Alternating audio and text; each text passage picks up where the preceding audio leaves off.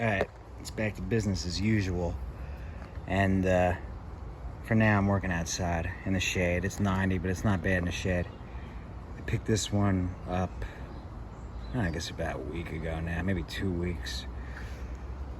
For free off my buddy about 5 minutes away. And I looked underneath. It's barely even, it's still like brand new under there. And I just checked the oil. It's still clean, right up to the fill mark. So I have a feeling this is just going to be, well, it's definitely just going to be mainly cleaning out the fill system. The only question is, we got to see. I'm interested in seeing how bad the carburetor is gummed up. It's one of them plastic carburetors, and the year on this thing is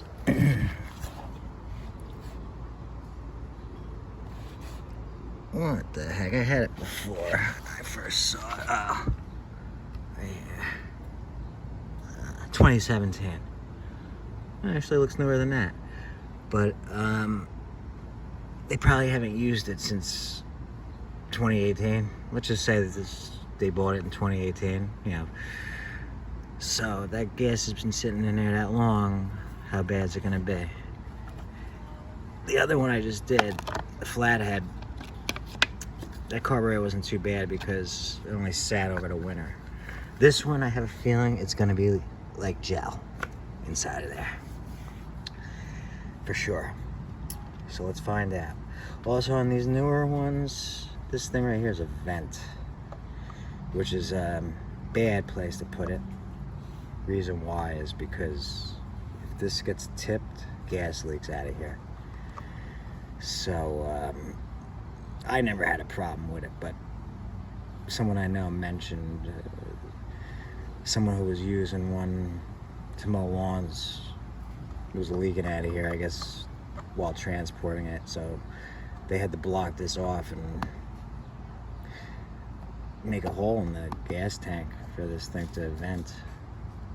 So they should have just kept the vent on the gas cap, or that's usually what it would be, or you could put it on the carburetor, but that's asking for trouble. So they should have just put it down on the gas cap like they always did.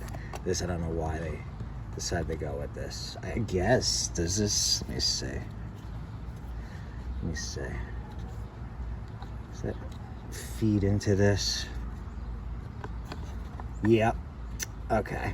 Emissions. What they're trying to do is take any vapor that escapes from here and get it to recirculate. So it's an EPA thing. Which, on this small stuff, I don't think doing something like that really makes a difference. When you're talking about an 8-cylinder, Dodge Charger, pumping it out, pollution, I get it. But with these things, I don't know. I think it's a little bit overkill, but I guess every little bit helped. But I don't know. And then one other thing, the reason they stopped making the smaller pickup trucks is because they started measuring the miles per gallon of the vehicle off the wheelbase, and it's easier for the bigger trucks and vehicles to meet the mile per gallon standard that was put in place in the past with a wider wheelbase. Even though those smaller trucks are more fuel efficient, easier to park, easier to maneuver, lower to the ground, easier to load, easier to throw stuff in, better on gas.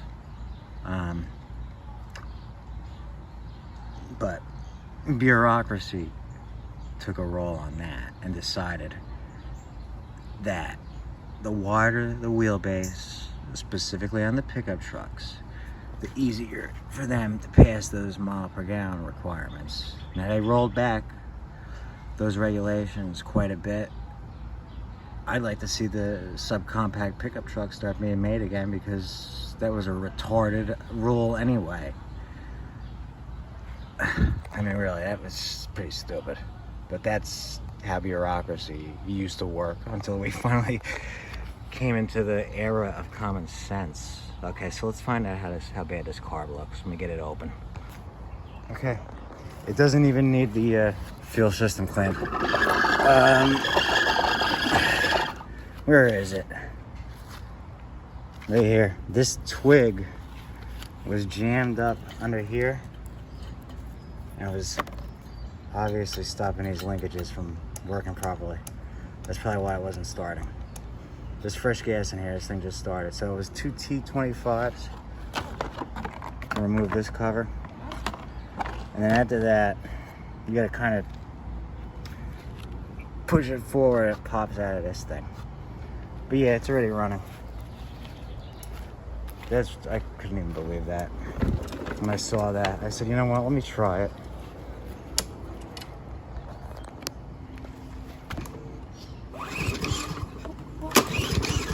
Hold on, it's hard to get.